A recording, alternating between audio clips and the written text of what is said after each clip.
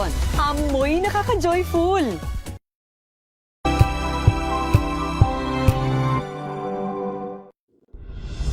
Tuloy-tuloy ang pagtulong, tuloy-tuloy ang pagseserbisyo at tuloy-tuloy ang balitaan kasama si May Binauhan sa Operation Tulong mula Lunes hanggang Biyernes.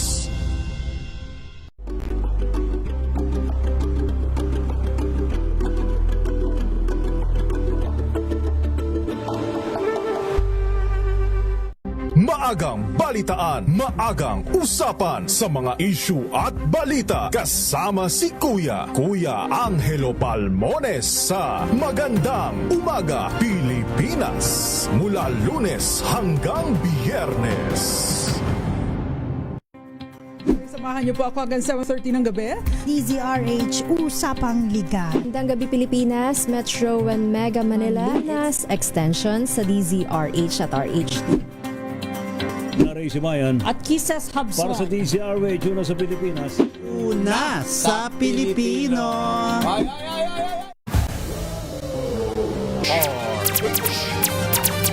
Pilipinas, oras po natin, 6 na minuto makalipas ang 3:00 ng hapon.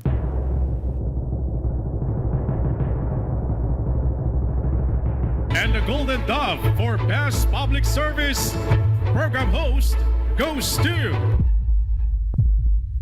May Binohan, DCRH. Ito na ang 28th KBP Golden Dove Awardee, Best Public Service Program Host, ang Wonder Woman ng Public Service. Si May Binauhan. Sa pagtulong, DZRH yan. Sa paglilingkod, DZRH yan. Sa pag-alalay, DZRH yan. Nasa dugo na, nasa pagkatao na ang serbisyo sa bawat Pilipino. Ito ang pangakong hindi na magbabago sa pagtakbo ng panahon. DZRH Public Service Hour. Kasama ang Wonder Woman ng DZRH, si May Binauhan sa DZRH Radio, DZRH TV at DZRH Online. Pagtutulungang walang patid sa DZRH Public Service Hour.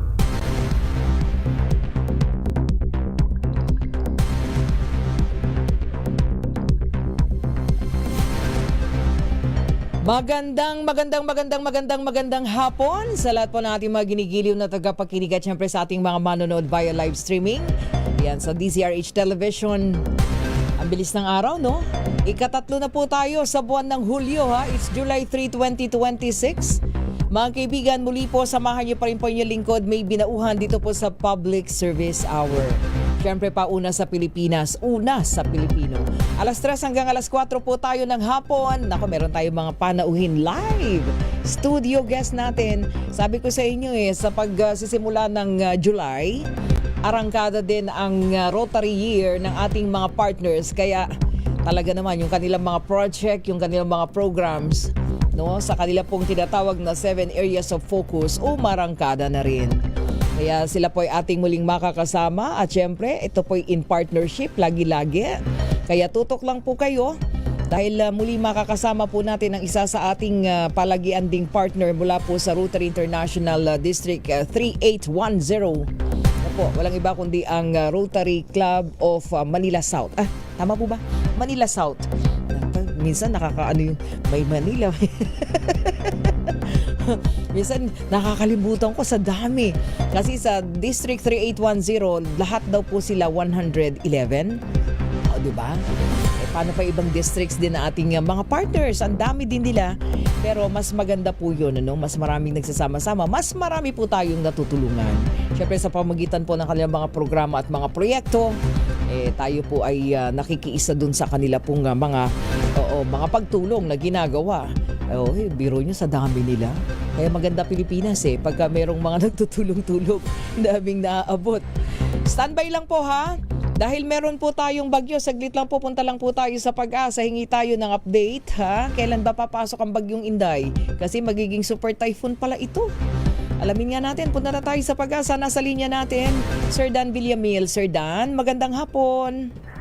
Magandang hapon, Ma'am May, at sa ating mga taga-subaybay sa DZRH. Dahil sa easterly, sumakaroon pa rin tayo ng mainit at malinsangang panahon sa Metro Manila at malaking bahagi ng ating bansa. Pero ngayong hapon hanggang mamayang gabi, nandyan pa rin yung mga tsansa ng localized thunderstorms. Pero generally, fair weather naman ang ating inaasahan. Samantala, patuloy yung ating pag-monitor dito sa Bagyo. Sa labas ng ating PAR, isa itong typhoon na may international name na Bavi. So, latest location natin kaninang umaga, nasa layong 3,330 kilometers silangan ng Eastern Visayas. So, malayo pa ito sa ating bansa. Inaasahan natin na generally pakanluran or westward yung paggalaw nito sa mga susunod na oras and magiging generally westward sa mga susunod na araw. So, yung scenario po natin para sa bagyong ito, inaasahan natin na posible itong pumasok ng ating Philippine Area of Responsibility between Tuesday or Wednesday. And by that time, inaasahan natin na posible nitong palakasin or ma-enhance yung ating southwest monsoon na habagat na siya magpapaulan sa kalurang bahagi ng ating bansa, particular na sa western sections ng Luzon and Visayas. In terms naman of hazardous winds, inaasahan natin na as early as Tuesday, mag-issue po tayo ng tropical cyclone wind signal sa northern and eastern portions ng northern Luzon. Samantala, hindi po natin inaalis yung posibilidad ng signal number 4 dito sa area ng Batanes. So, bagamat less likely naman itong maglandfall sa ating kalupaan, given its intensity at yung lawak ng kanyang wind field, ay makaranas tayo ng mga malalakas na hangin sa malaking bahagi ng Hilangan Luzon. Miss May? Oo, so Sir Dan, may possibility din pagka nakapasok yan, diyan lakas ng habagat. Yes po, opo. So, as early as Tuesday, once na pumasok ito ng ating PAR, between Tuesday and Wednesday, nasahan natin yung muling pagbabalik ng habagat. So, sa ngayon kasi, generally fair or maaliwalas yung panahon na ating mararanasan for most of the country kasi malayo pa yung habagat sa atin. Pero once na lumapit itong bagyo sa ating kalupaan, ay muli nitong hahatakin yung ating habagat. So pagpasok ng Lunes, might be nagpaparamdam na yung mga pag-ulan-ulan kung papasok na yan, Sir Dan? Opo, possible po, no? Most likely by Tuesday or Wednesday po, Miss May. Oo. So signal number 4, kaya nga ang kategory niya ay super typhoon. So ang senaryo nito, malalakas na ulan? Well, sa northern Luzon po, no, most likely, especially sa extreme northern Luzon, ito yung mga areas na pinaka maapektuhan nito. So, kumbaga mami, kailangan ko highlight yung uncertainty, no? Ang pinag-usapan po natin ay beyond 5 days pa na forecast track. So, marami pa pong pwedeng magbago. Pero yung latest scenario natin as of now, high chance na itong Hilagang Luzon, particular na Cagayan Valley, mga karanas ng mga hangin at ulan na dulot nitong bagyo. And dito naman sa Metro Manila and itong western section ng ating bansa, yung mas magiging concern po natin in the coming days ay yung epekto naman ng ating southwest monsoon. Ayun, so mapaghandaan yan, Sir Dan, ha? Sabi nga, dapat ma-highlight natin yung mga paghahanda dyan dahil unang-una, kung super typhoon yan, talagang yung impact din ng mga pag-ulan na dala po niyan. Yes po, Mami. Oo, so mag-ingat yung ating mga kababayan dahil ngayon ay weekend na tayo, no? So kung magpaparamdam yan, ma-enhance yung habagat, anong bahagi nga po ng ating bansa, kanluran? Yes po, by Tuesday or Wednesday po itong western section. So, Ilocos Region, itong western section ng Central Luzon, Zambales, Bataan, Metro Manila, portions po ng Calabarzon, Mimaropa. Pero ito pong Cagayan Valley dahil po sa epekto ng papalapit na bagyo, posible pong mahagip nito yung malakas na hangin. So, as early as Tuesday, posible po tayo magkaroon ng tropical cyclone wind signal sa ilang lugar sa mga areas na ito. Oo, pero wala namang iba pang namumuong sama ng panahon, Sir Dan? Bukod po dito, wala naman. Wala naman ako, salamat. Maraming salamat, Sir Dan. Thank you. Thank you po and good afternoon. Maraming salamat, Sir Dan Villamil mula po sa DOST Pag-asa. Ayan mga kaibigan, mag-iingat po tayo by next week. Sana naman, wag na. No? Kasi magiging super typhoon po yung forecast po sa yan po ay pagpasok ng tropical super typhoon. Inday po pag nakapasok sa ating bansa, ang pangalan niya Inday. Sige po, standby lang ha. At tayo po ay tuloy-tuloy na sa ating pong mga panauhin dahil dami nating gustong pag-usapan. Pero standby dahil meron pa pala tayo. Sandali lang. Kasi meron po tayong mass blood donation drive At yan po ay this coming Sunday na po dyan po sa Taytay Rizal. 3 po yung ating partnership sa darating na araw ng linggo at isa po dyan yung ating mga panauhin ngayong hapon, di ba?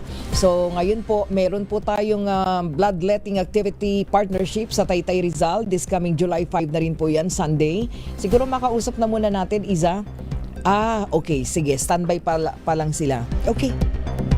Standby lang kasi tayo po mag-i-invite ng mga donor. So kailangan po namin ngayon ng maraming blood donors. Kailangan namin ng mga successful blood donation drive dahil ang dami po tayong mga kababayan na lumalapit po, no? Lalong-lalo na po yung mga merong mga treatment na pinagdadaanan. So yan po yung mga madalas nakapila po sa atin sa paghingi po ng dugo. Okay, ngayong hapon punta na po tayo sa ating mga panauhin live dito po sa ating studio. Mula po sa Rotary Club of Manila South, unahin na muna natin ang Senior Deputy Governor ng RI District 3810 ngayon, Sir Henry Endradora. Sir Henry, magandang hapon and welcome back dito po sa Public Service Hour. Good afternoon, Miss May, and magandang hapon din sa iyong mga tagapakinig sa DZRH at saka sa mga nanonood sa live streaming. At natutuwa ako at nandito na naman akong muli. Baka nagsasawa ka na sa akin, ha? Naku, hindi po. Basta tayo'y tumutulong, di ba? Iisa lang ang ating layunin sa Operation Tulong. At syempre, kasama na po niya ang kanila pong presidente ngayon. Diba? Ang tawag po sa kanila, Impact Creating President. Actually, meron na tayo ilang mga nakapanayam, no? Itong last pag-arangkada nila noong July 1, 3 na ngayon. Tapos, sa halos sabay-sabay, yung malalaking programa, kailangan daw impactful yung kanilang mga program na kasi sila po ay mga impact creating president. Yan, ICP ba tawag? ICP JP Naniagas. ICP JP, magandang hapon and welcome sa Public Service Hour. Magandang hapon po, Miss May, at sa mga tagapakinig at tagapanood, taga-subaybay ng inyo pong programa. Ako po ay first time na lumabas sa ganitong programa. Diba? Ganda pala ng boses din, no? Kung si SDG po ay madalas na suki na, ako po ay talaga. Kaya kabadong-kabado po ako. Naku, hindi ka kakabahan pag nagkwentuhan tayo dito. Alam mo ba, Miss May, inaanak ko sa kasal yan. Ay, ganun? Oh. Anyway, congratulations kasi una-una ikaw ngayon ang presidente, tapos impact ang tawag sa inyo. Wow, eto malaking challenge to sa inyo ngayon. So anyway, unahin ko muna Sir Henry, no? Okay. Maraming salamat yung ibinigay ng KBP. Ngayon lang po namin i-turn over sa kanya the certificate of appreciation para sa lifesaver, di ba? So lagi naman ninyong kasama ang lifesaver. Yan po ay handog ng kapisanan ng mga broadcaster ng Pilipinas dahil nakasama po namin ang lifesaver. At the same time, ang Rotary Club of Manila South, doon po sa ginawang medical mission sa Pasay. Napakaraking karangalan na maka-receive ng certificate magmula sa iyo. Po. And that is KBP po. Maraming salamat. Sa kapisanan ng mga broadcaster ng Pilipinas. Thank you po. Ayan. Okay. So punta na tayo dahil umarangkada na ang Rotary Year 2026-2027. Pero ang ganda ng unang ninyo pagsalubong ninyo sa activity. Ayan, alamin natin sapagkat meron kayong tinatawag na bayani ng kalsada, haligi ng industriya. Yes. Tell us about this project.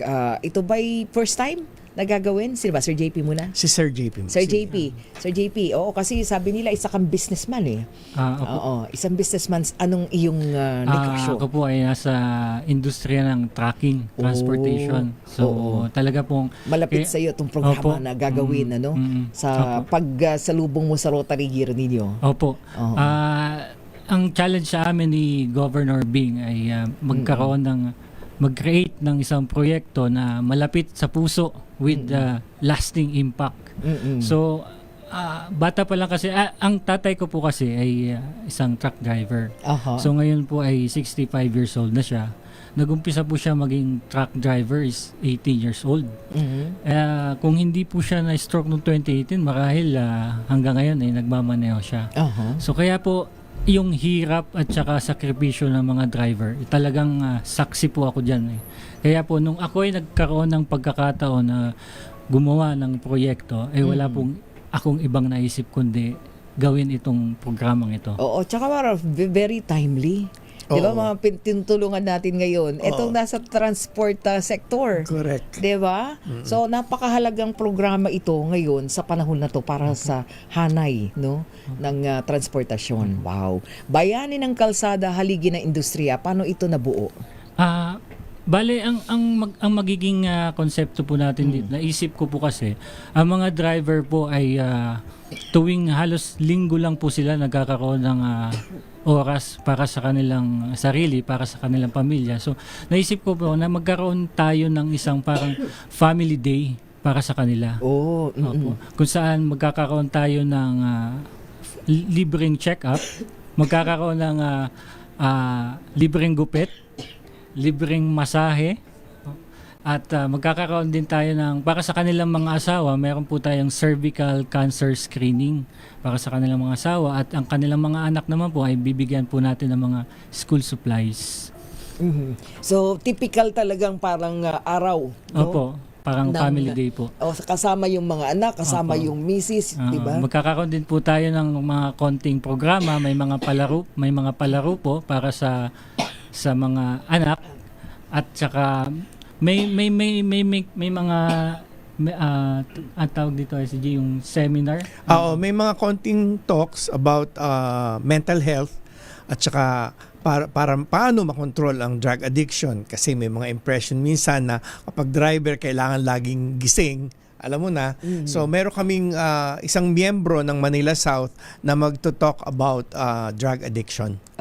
Ano, foreigner pa yon, ha? From France. Na reality din, ano? Yes, sa buhay reality na din. yan. Yes, Oo. Nakakatuwa, no? So yung inspirasyon mo yung sa iyo mismo nang galing. Opo. No? So first time itong gagawin. Yes po. Ganda ng title, Bayani ng kalsada, haligi ng industriya. O, di ba? Actually, ayun po. Yung impact nun sa mga beneficiaries.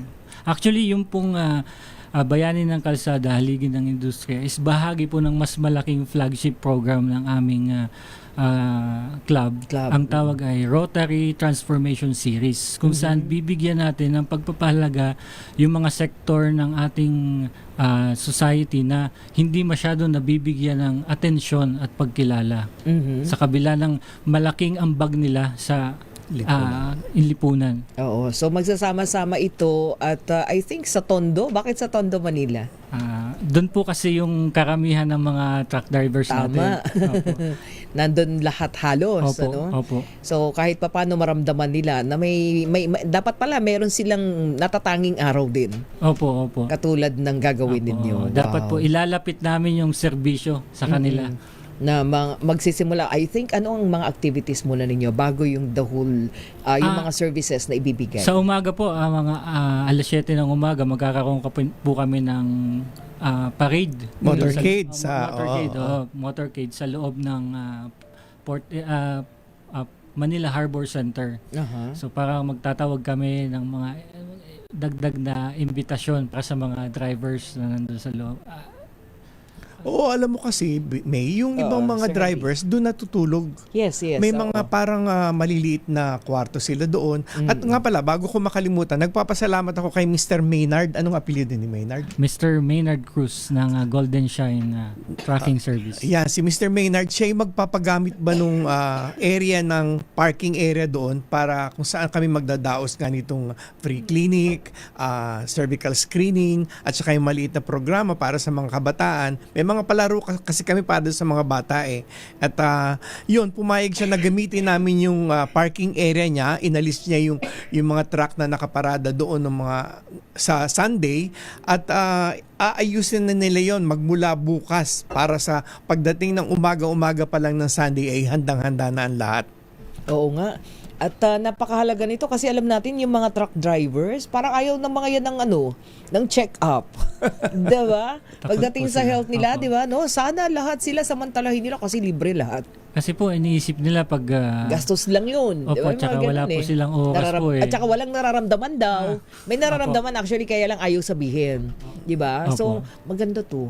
Kasi lalong-lalo na kung ma-check up sila tapos libre.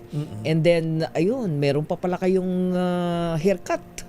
Opo. Kasi wala na po silang oras halos pagdating po nila kasi sa grahe, gabi na. Pag linggo naman po, parang gusto na nilang magpahinga. So ayaw na nilang lumabas sa kanilang bahay or may tinatawag po kasi doon sa garahe na barracks ng mga driver. So yung mga taga-probinsya na driver, mas pinipili na lang po nilang doon na lang magstay sa garahe kaysa umuwi pa ng So Cavite sino ang naging punong abala para pagsamasamahin itong mga drivers natin at gaano karami sila?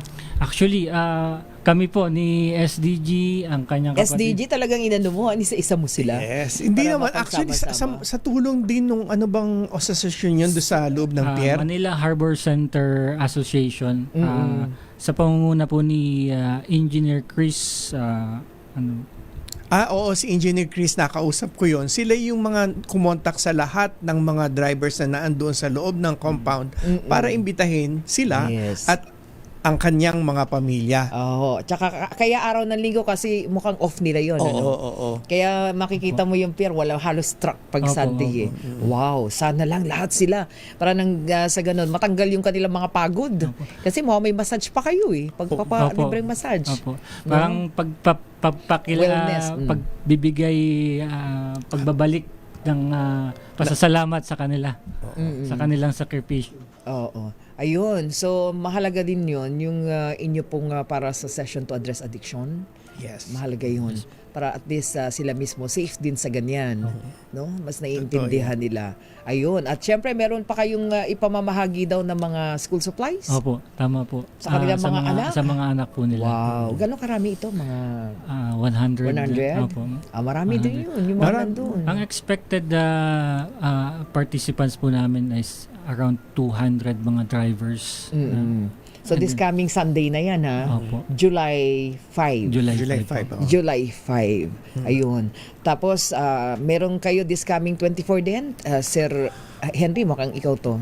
Sa PWD July month. 24, yun naman yung PWD day natin. Ito yung kauna-unahang gagawin dito actually sa Pilipinas yata o sa Maynila. Sa mga And marami pa kaming inaayos kasi marami pa lang sinasakop yun ng mga RA something, yung mga regulations. Republic Act. Yes, mga Republic Acts kung saan kailangan nating tugunan at masunod kung ano man yung mga alituntunin na napapaloob doon sa mga Republic Acts na yon.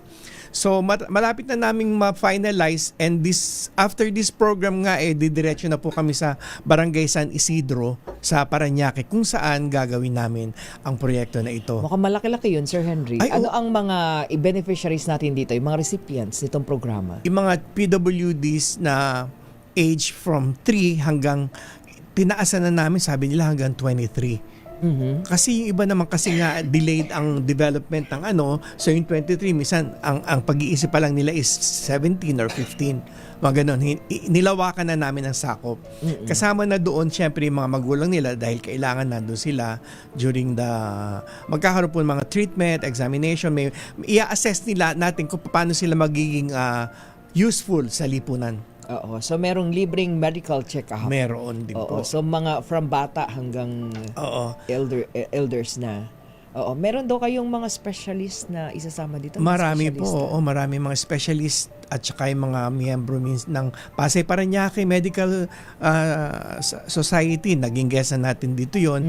At syempre nakipag-partner din sa amin ang ating isa sa mga honorary members natin sa Lifesaver, si Ai de las Alas. Wow, si Miss Ai. Yes, darating siya yan para magbigay ng suporta sa atin.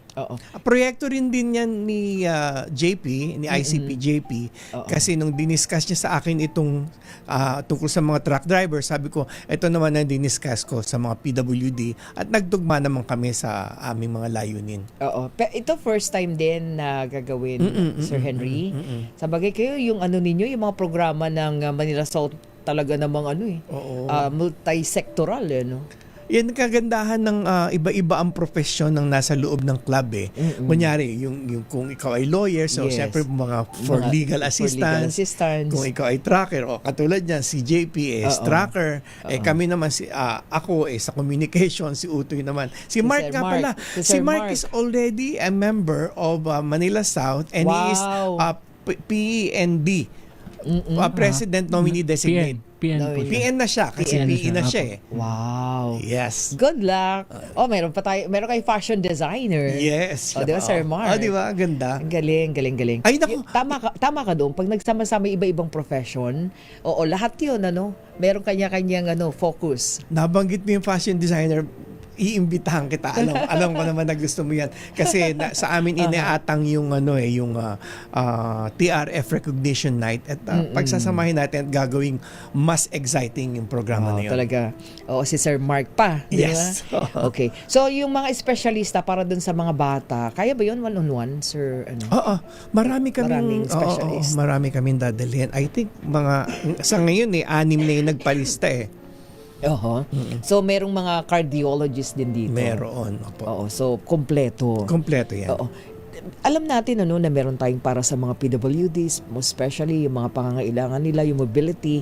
At least this time, ito yung para sa kanilang talaga, mga ang tawag nito, medical check-up talaga yung nakalaan sa kanila. Hindi lang mga mobility gadgets para kasi ang importante ma-acceptance din ng mga magulang, tapos para malaman nila kung saan ba nag-excel itong anak nila at kung saan nila dapat i-develop ito. Yun.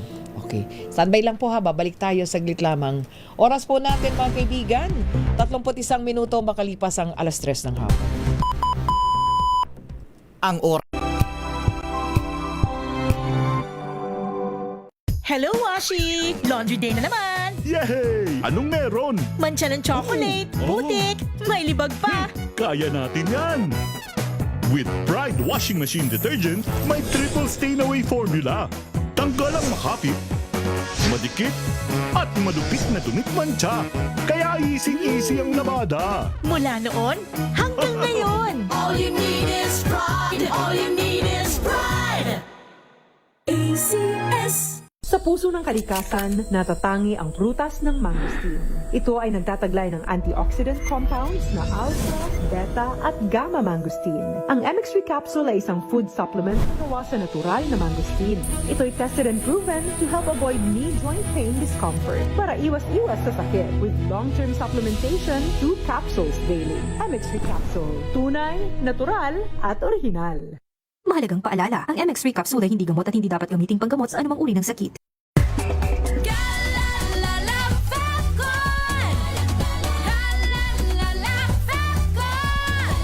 Ang bango ng sampayan, tara na magsayawan! Calefacton, amoy nakaka-joyful.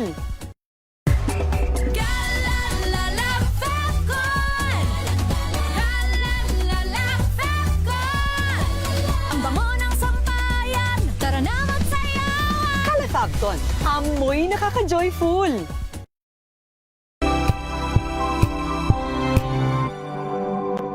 Wow, ang saya. Isang barangay na labada, puro mancha pa. Goodbye, pahinga. Mommy, isang laba lang yan sa Pride Bar Blue. May powerful stain-away enzymes na malupit sa dumit mancha. At di masakit sa kamay. Isang laba lang yan! Hello, pahinga. Hello, Pride Bar Blue! ACS. Tinesting, sinuri, siniyasan. Ang resulta, super effective ang Shield sa pagpatay ng bakterya at virus. Shield Antibacterial Soap. Believe ang mga eksperto sa Philippine Nurses Association. At si Mami, Tiwala ako sa Shield. Shield Antibacterial Soap. Napatunayang mabisa. Ang mga nurse, tiwala. ACS.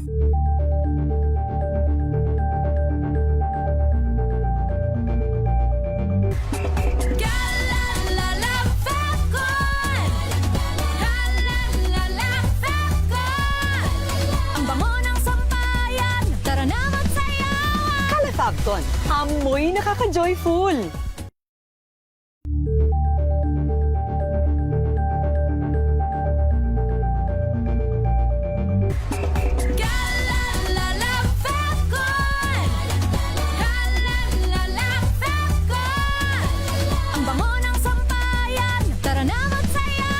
Calefacton, amoy nakaka-joyful.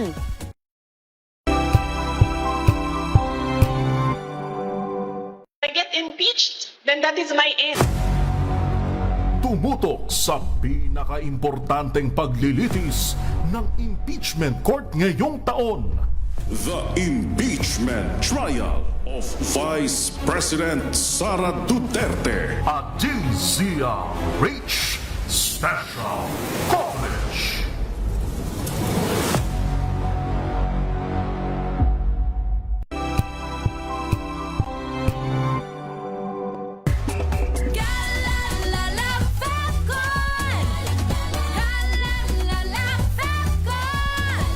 Ang bango ng sampayan, tara na magsayawan. Kalafagton, amoy nakaka-joyful.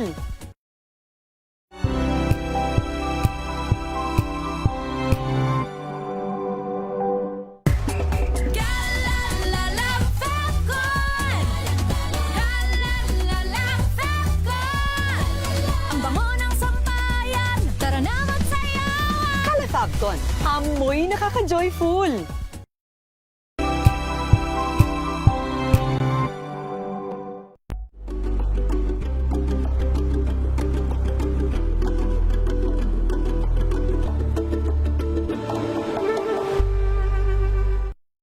Mga balitang gigising sa inyong umaga. Mga balitang kailangan mong malaman. Mapapakinggan sa ACS Balita sa 2x2.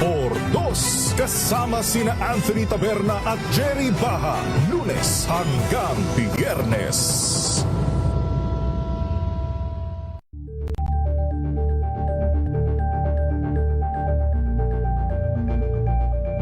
Alamin ang mga maiinit na isyung pambayan, mga balitang kailangan mong malaman, usapin sa pamahalaan, politika, ekonomiya at kabuhayan. Ito ang mga dapat mong malaman, pakialaman at pag-uusapan dahil kayo ang tinig ng mamamayan dito sa Damdaming Bayan. Live sa DZRH Radio, DZRH TV at DZRH Digital. Kasama sina Lakay, Deo Macalma at Elaine Api. Araw-araw, Lunes hanggang Biyernes. Damdaming Bayan.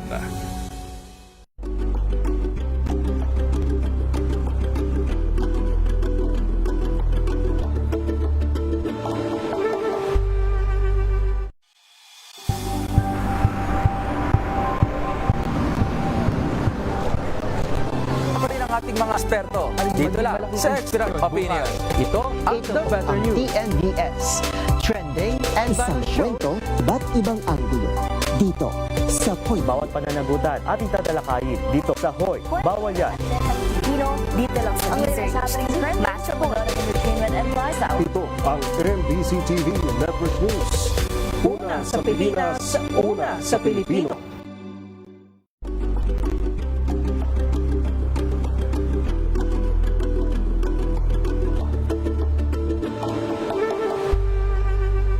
Tumunog na ang gandingan para sa kalikasan. Ang itinanghal bilang Best AM Radio Program Host ay si Cesar Chavez para sa special on Saturday ng DZRH.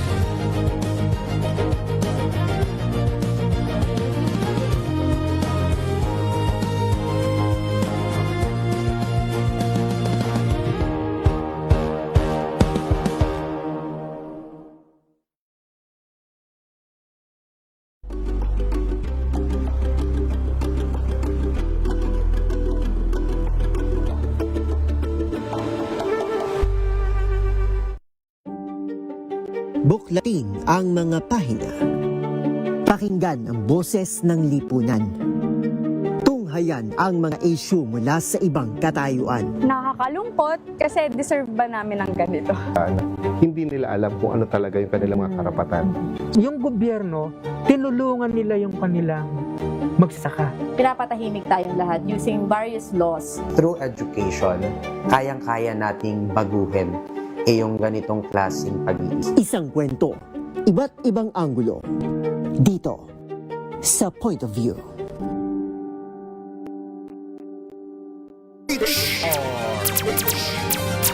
sa pagtulong, sa paglilingkod, sa pag-alalay.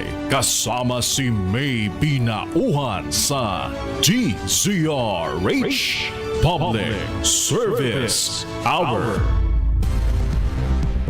Oras po natin mga kaibigan, 40 minuto makalipas ang 3:00 ng hapon. Balik po tayo sa ating mga panauhin ngayong hapon, ang ating mga partner Rotarians. Ayan, balikan muna natin si Sir JP. Ayan, Sir JP, Yes, total, balikan natin yung bayani ng kalsada, haligi ng industriya.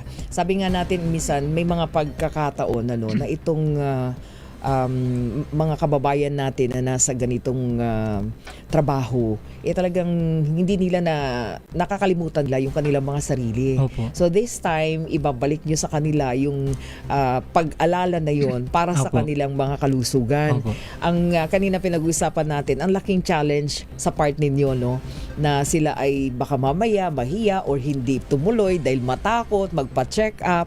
So meaning ito, lahat sila pupunta na because na-encourage Yes, ninyo ma'am. na Ma'am. mag-join. Opo. Oo. Ang ginawa po namin, yung mga owner ng tracking, nakipag-partner po kami sa mga tracking owners na para i-push yung kanilang mga drivers, mga pahinante nila, na magpunta. At sinamahan na rin po namin ng haircut at saka massage para ma-encourage din sila. Oo, kasi baka maging blockbuster yung haircut and massage. Yung medical hindi na. Pero ang maganda, pati yung kanilang families. Yes po. Ang approach po namin is parang family day. Family day talaga nila. So mabibit-bit din. Yes po. Yung kanilang mga anak, lalo na. So meron din kayong mga para sa mga bata. Opo. No? May mga pag-games kami. Ang mga Rotaract members may Rotaract. May Rotaract. So kasama ang Rotaract Club of Manila South or meron pang iba? Manila Business College. Yung mic mo, sir. Manila Business College kasi ang namin ng Rotaract. Oo, Manila Business College. So kasama sila. Sila po ang bahala sa mga kabataan, sa mga kids. Sila po ang bahala pag-games and then mamimigay din po kami ng mga school supplies. Do medyo late na siguro. Pwede pa. Hindi, at saka nabanggit nga nabanggit mo nga kanina, Miss May, na at saka ni ICP JP na Sunday lamang ang pahinga nito mga. Kaya isinama na namin para at least lahat sila makikinabang. Oo. Saang part ng Tondo? Sa Barangay 128 po. Sa Manila, particular po sa Manila Harbor Center. Sa Manila Harbor Center. So may venue doon. Meron po. So pwede silang magsama-sama. Opo. Sa kabutihang puso po ng isa nating partner, si Sir Maynard Cruz ng Golden Shine Freight Forwarders. Nagpahiram po siya nung around 1,000 square meters na area. Pinaganda po niya. Nagulat po ako, nagsabi po ako sa kanya, sir, baka pwede pong pahiram ng area. Space. Ang ginawa po niya, pinarenovate po niya, pinaganda po niya yung lugar, tinanggal po niya yung mga container yan. Opo. Di ba? Yung mga container. Opo. Wow. Tsaka yung mga truck po niya, hinanapan po niya ng lugar kung saan mo niya pansamantalang ilalagak sa Sunday. So, napakalaking tulong po at pasasalamat po kay Sir Maynard. Parang nakikinikita ko yung mga misis siguro, hila-hila yung mga mister. Dito tayo. Opo. Alam mo, nagulat kami nung isang araw lang, ha? Kasi una, pinasyal na kami ang Lifesaver, tsaka kami ni Utoy, tsaka ibang miyembro ng Manila South, RC Manila South. Ito yung magiging venue, nakita namin yung alam mo yung talagang pinaparadahan lang ng mga truck.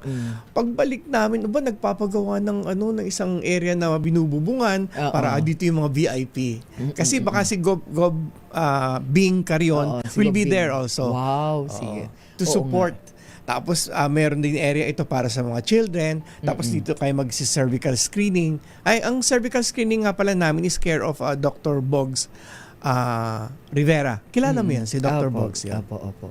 Oo, kasi niya talaga yun advocacy din niya. Ayun, talagang holistic approach ito para sa isang pamilya. Wow. Sabi nga nila, pag sinama mo ang misis, kasama na ang asawa. Oo, pati mga anak. Minsan yung iba dyan, maraming anak Opo. So lahat sila pwedeng i-cater. Mas maganda, mas marami po mas maganda. Pero dapat ba mga truck drivers or trailer, ganyan? Sa ngayon po, dahil sila yung priorities. Opo. Kasi baka alam mo naman, maraming dun sa area. Actually, sinama po namin dito yung mga security guards. Wow, oo. Actually, ang approach natin dito is parang yung mga workers na rin sa loob ng port. Ng port. So nagpa-pre-registration kayo? Yes po. Ay, oo. Mahalaga yun. Mahalaga po. O kasi alam natin doon sa area, marami nangangailangan doon ng ganung serbisyo, ha? Opo. Diba? Sa unang araw pa lang po, parang aabutin na ng 200 eh. Sabi ko baka sumobra pa tayo sa 200. Pero kaya kailangan. nagdagdag pa tayo ng doktor. Nasa halos 8 na yung doktor po namin ngayon na. Oo. So isa lamang ito sa magiging programa mo ngayon sa unang arangkada ng iyong mga programa. Pero ano magiging signature project mo for the whole Rotary term mo? Yun po yung Rotary Transformation Series. So ito po. So dun sa series na yun. So ito po ay yung mga sektor ng ating lipunan na sektor ng industriya na hindi masyadong nabibigyan ng pansin. Like pagkatapos ito ano susunod? Mga magsasaka, mga gasoline boys, mga janitor. Oo nga, yung mga gasoline boys na Sir Henry, yun, mga inaagawan ng hindi, I mean tinatakbuhan. Diba? Sila yung nagbabayad ng gasolina. Kawawa naman. Makalungkot. Wow. Oo, okay yan. So ito yung parang mga neglected Yes po. sector nung ating may malaking ambag sa pang-araw-araw natin na buhay. Hindi lamang natin sila masyadong napapansin. Ayun. So, meron pa. Ano pa ba dun sa mga neglected? Mga street vendors. Ayan, mga araw-araw natin nakikita. Restaurant, mga waiters, mga sa karinderya. Naku, magsama-sama tayo dyan. Pwede ko ba mabanggit, Miss May, yung mga doktor na ipoprovide ng PASE Parañaque? Okay. Ang PASE Parañaque will provide the following doctors: si Dr. Norman Isidro, Dr. Muriel Limon, Dr. Yolanda Orancia, Dr. Rile Arsenio, Dr. Ingrid Joy Moralde, at saka si Dr. Roldan Itable. Ngayon, ang DOH naman will send 2 nurses, 1 midwife, at saka 7 barangay health workers. Ganun kalaki yung proyekto namin na ito. Malaki. Opo. Oo. Okay. So, paghandaan natin yan. But of course, yung 24 din. So, for the month of July, 2 na kagad. Babalikan ka namin. Yung mga programa, no? Oo. Maganda din yun sa mga children with disabilities. Ang dami nilang pangangailangan. Oo, totoo. Sir Henry. Yan ay isa pakikipagtulungan din ni Barangay Captain Noel Haplos ng San Isidro. Kasi alam naman natin na napakahirap ng buhay para sa isang pamilya na merong mga PWDs, na members of the family, especially mga bata. No, ang laki ng pangangailangan nila, lalong-lalo na dun sa tawag nito, sa gamot, di ba, sa mga treatments, sa therapy. Mahal pa naman ang therapy niyan. At least sa pamagitan ninyo ay makakatugon kayo dun sa kanilang pangangailangan na yun. Mapapasaya nyo pa, si Miss Ay de las Alas, darating pala. Yes. Okay, so any upcoming pa bukod dito, sir? So far yun lang. Yun nga PWD Day at saka ito sa linggo. At yung iba po namin proyekto, yung sinasabi ko sa yung TRF Recognition Night, I will really force you to go there. Tsaka imbitahin natin si Miss May sa ating 40th anniversary. Ay, oo, ng Manila South. 40 years. 40 na kami, oo. Wow. Galing. Sige po. Kaya po, sama-sama tayo. Medyo challenging talaga itong year na ito para sa iyo. Andiyan naman si Sir Henry, kaya nga si po, Sir Mark. Yung mga yan, walang tigil. March pa lang po, talagang nagko-coordinate na po kami. SDG. Sila talaga walang tigil. Basta makatulong. Ganun ka. Ay nga pala, salamat doon sa pinakain mo sa amin nung kick-off ng District 381. Nalugaw? Ang sarap. Ang sarap. Aming team Palugaw, grabe yung mga yan. Ang sarap, oo. Diba? Ano na yan? Pero nagulat ka, sanay ako, alam ko yung kasubha. Oo nga, nagulat nga ako, nagtatanong siya, ay opo. Kasi para sa lugaw na masarap, nagtatanong sa hindi, pwede na inegosyo. Hindi, di ka kikita. Para sa, sabi nila, iba tubong lugaw. Pero yung lugaw kasi ni Operation Tulong, di ka talaga kikita. Marami nag-aalok na inegosyo daw. Kasi masarap. Opo, kaso hindi kayo kikita. Kasi kumpleto yung ricado niya. Sobra. Nakadalawang serving ka. Nakadalawa po ako. Ayan, so sa aming pong team Palugaw yan. Lalong-lalo ni aming chief cook si Orlit. Naku, siya yun. Magaling siya magluto talaga. Talaga. Si Orlit Dizon, yung marketing ko, si Miko, tapos si logistics ko, ang dami nila. Actually, ngayon magtatatlong groupings kami ng Palugaw team para kasi minsan may pagkakataon palugaw namin sunod-sunod na araw eh. At tawag mo Team Palugaw. Oo. Aming Team DCRH Operation Tulong Palugaw. Ayun. Thank you so much, Sir Henry at Sir JP. Babalik kayo dito kasi tuloy-tuloy yung Opo. ating partnership. Sir JP. Maraming salamat po. Muli maraming salamat po Miss May sa pagkakataong binagkaloob niyo sa amin at sa tagapakinig at sa mga tagapanood. Maraming salamat ulit. Oo, sama-sama tayo, kita-kita tayo. Opo. Sir Henry. Thank you so much at saka maraming salamat ulit sa KBP sa palaki na ipinagkaloob nyo sa Lifesaver at saka sa iyo Miss May, talagang pakalaki ng tulong na ginagawa mo sa ating komunidad. Opo, syempre kasama kayo at ang Operation Tulong. Ayan, maraming salamat po mga kaibigan, ang ating mga nakasama ngayon, Impact Creating President po ng Rotary Club of Manila South, si ICP JP Naniagas, and of course Sir Henry Endradora, ang Senior Deputy Governor ng RI District 3810. Ang dami yung SDG, no? Marami iba-iba. Iba-ibang ano. Marami iba-iba. Ako SDG for promotion. Promotion ka. Wow. Under ngayon ng ngayong year na to, Rotary year. Dami nyo si SDG Joey Gabat, siya naman in charge dun sa programs. Yes. Kaya pala sila yung pulong abala. Oo, si Ma'am Diwata. Family yan actually. Saludo din ako sa mag-anak na yan. Puro mga Rotarians. Oo, si Sir Joey, Sir Ma'am Diwata, and then si Amy, yung kanilang anak. Na Rotarak din. Ayan, okay. Sige po, at tayo po ay magsama-sama sa ating mga programa at project po ng ating mga partners. Babalik po tayo, oras natin. Meron na lamang tayong 9 na minuto, 4:00 na po ng hapon.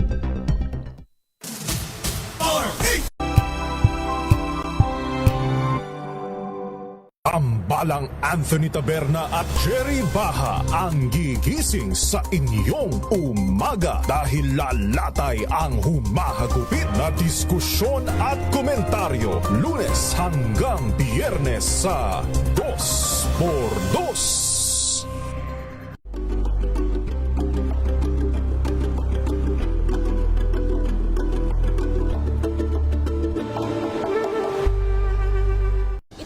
Ng naitalang 17 individual na ang kanilang naaresto.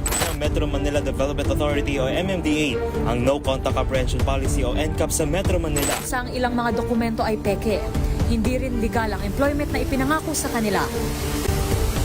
Sa mata ng batas, mananagot ang sangkot at may sala. Dahil sa bawat paglabag, may karampatang parusa. Alamin ang mga pananagutan sa likod ng mga bawal. Dito sa Hoy! Bawal Yan, tuwing Sabado, 11:30 ng umaga. Dito lang sa DZRH TV.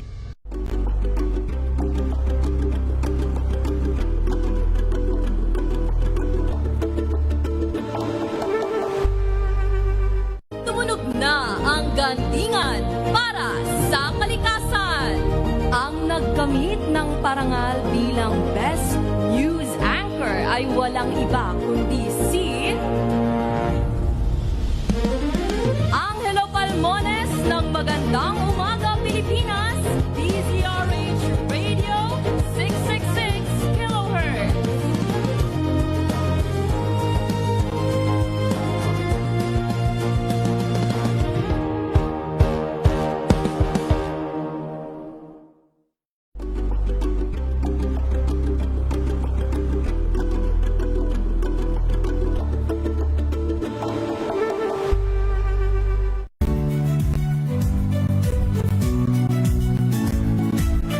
Magandang araw mga kaibigan. Ito po ang inyong balerina ng bayan, si Lisa Makuhay Rizalde, na nag-aanyaya sa inyong samahan kami at ang aming mga espesyal na panauhin para sa kalahating oras ng masayang kwentuhan sa aming programang Art to Art, kung saan ang usapang sining at kultura ay para sa lahat.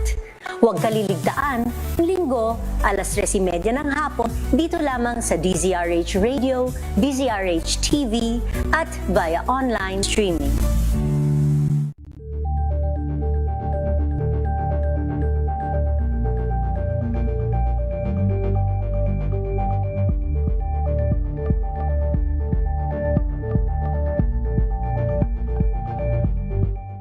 We've got you covered.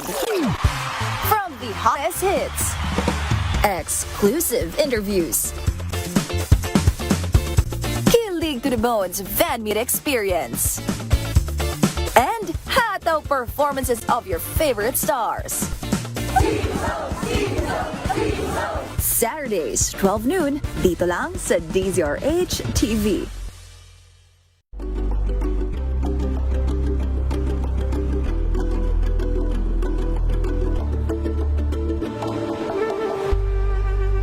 Curious ka ba sa maraming bagay? Kami na ang bahala dyan.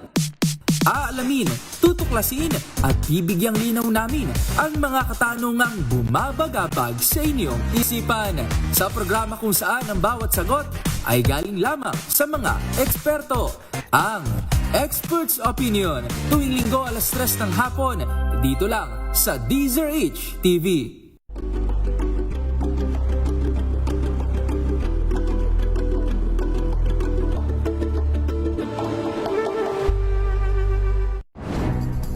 Good vibes ang hanap mo? Dito ka na sa sigurado! Mula sa mga istoryang nagbibigay ng inspirasyon hanggang sa mga kwentong may dalang solusyon. Mga balitang pampagaan, pakiramdam at pampaganda ng araw. Hindi lang ba sa good news, kundi the better news. Mula Lunes hanggang Biyernes, 1:00 ng tanghali sa DZRH TV. Alalay, kasama si May Binauhan sa DZRH Public Service Hour. Oras natin mga kaibigan, meron na lamang tayong 4 na minuto, 4:00 na ng hapon. Hindi natin nakausap yung ating mga organizer para sa ating bloodletting partnership na gagawin po dyan sa may Taytay Rizal, yung bloodletting. At muli nating makakasama po yung grupo ng Taytay MBD team. At yan po ay sa pamamagitan ng Rizal Police Provincial Office, diyan po sa may Cabrera Road, Hilltop, Barangay Dolores, Hilltop, Taytay, Rizal. Baka po pwede po kayong mag-donate doon sa ating mga partners. Marami po tayong mga partners dyan, but of course, ang ating pinaka-organizer, ang Rizal Police Provincial Office. So, gaganapin po this coming Sunday, July 5, 8:00 ng umaga, dyan po sa Rizal Police Provincial Office, Cabrera Road, Hilltop, Barangay Dolores, Hilltop, Taytay, Rizal. Punta po kayo. Yung ating mga blood donor, hindi na natin sila makausap, but anyway, yan po ay partnership sa pamagitan po ng ating MBD team ng DZRH Operation Tulong.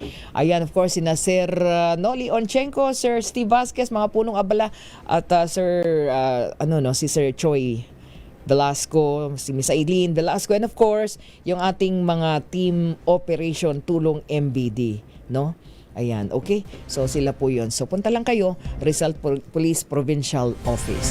Meron din tayong medical mission, ang partnership ng ating mga medical teams, ang Voltracom Knights of Columbus na gaganapin dyan naman sa Lipa City, Batangas. Po ang ating team. Of course, ang mangunguna po dyan ang The Great Lighthouse Foundation Incorporated. So sa ating team, tatlo yan. Of course, yung live, this coming Sunday din, sa katatapos lamang natin na interview, ating mga panauhin, Rotary Club of Manila South.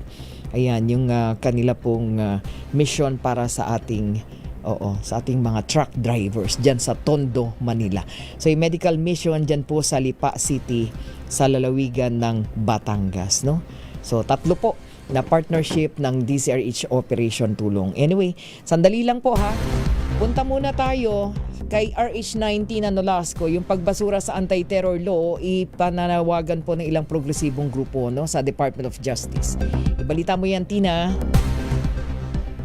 Miss May, saan puwersang kinalampag ng iba't ibang grupo kabilang ang bagong alyansang Makabayan, Karapatan, Center for Trade Union and Human Rights, ang Department of Justice o DOJ ngayong araw. Sigaw ng mga ito, ibawalang bisa ang Anti-Terrorism Act at iba pang batas na may kaugnayan sa anti-terrorism dahil ginagamit umano ang mga ito upang gipitin ang mga kritiko at aktivista. Kasabay ito ng ika-6 na taon nang mula nang maisabatas ang Anti-Terrorism Act. Ang kay Bayan Secretary General Mong Palatino, mula nang maisabatas ang anti-terror law noong 2020. Nagamit umano ito upang kasuhan at ituring bilang mga terorista ang ilang human rights defenders, community leaders, opposition groups at iba pang sektor na tumututol sa mga pulisiya ng gobyerno. Ginagamit din umano ang Terrorist Financing Prevention and Suppression Act upang isailalim sa kaso ang mga development worker at civil society organization. Sa datos ng karapatan, nasa 200 individual na umano ang naitalaga o nakasauhan sa ilalim ng mga naturang batas hanggang July 2025. Kabilang umano rito ang ilang leader ng Cordillera People's Alliance na kwenestyon ang kanilang pagtatalaga bilang terorista. Dahil dito, muling nanawagan ng grupo na ipawalang bisa ang tinatawag nitong terror laws at inikayat ang publiko na makiisa sa kilos protesta, kabilang ang mga pagkilos na nakatakdang isagawa sa zona ng Pangulo sa July 27. Ito, si RH19 na Nolasco para sa DZRH, una sa Pilipinas, una sa Pilipinas. Maraming salamat, Tina Nolasco. Bago tayo magtapos, ipanawagan lang po natin, again, yung ating pong kasamang si Henry Uri, nawawala po yung kanyang wallet, at maaring yan po ay nahulog o naiwan niya dyan po sa taxi na kanyang sinakyan. Ang taxi po may plate number na AAA 4668 at ang driver daw po niyan sa kanyang pagkwentuhan ay mula po sa Antique. So naisakay po si Henry dyan po sa May Alo Evangelista, papunta po sa amin, bumaba siya dito sa amin sa DZRH. Kanina po yan. So para po dun sa taxi driver, baka nakikinig ka po at nakuha mo po yung wallet. Pakisoli lang po dito sa DZRH ha. So ang plate number mo, AAA 4668. Mukhang nakikinig naman ito. Pakisoli lang kung nakuha po ninyo ta. Nandyan po yung mga mahalagang cards ng ating kasamang si Henry Uri. O willing daw magbigay ng inyong pangmeryenda si Henry Uri. Ang pangalan ng taxi, Ivan Taxi. YVAND Taxi. Ivan Taxi. Sige na po, balik nyo na yan.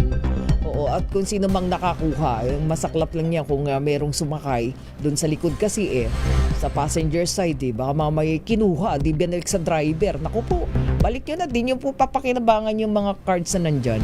Balik nyo na lamang po dito sa atin sa DZRH, sa CCP Complex, Ross Boulevard, Pasay City. Mga kaibigan, susunod na po Mayor Lacaydeo Macalma at Ms. Thea Petro Corpus sa programang DZRH Break Time. Pansamantala ako naman may binauhan para sa DZRH, una sa Pilipinas, una sa Pilipino. Thank you, Aiza Gabriel.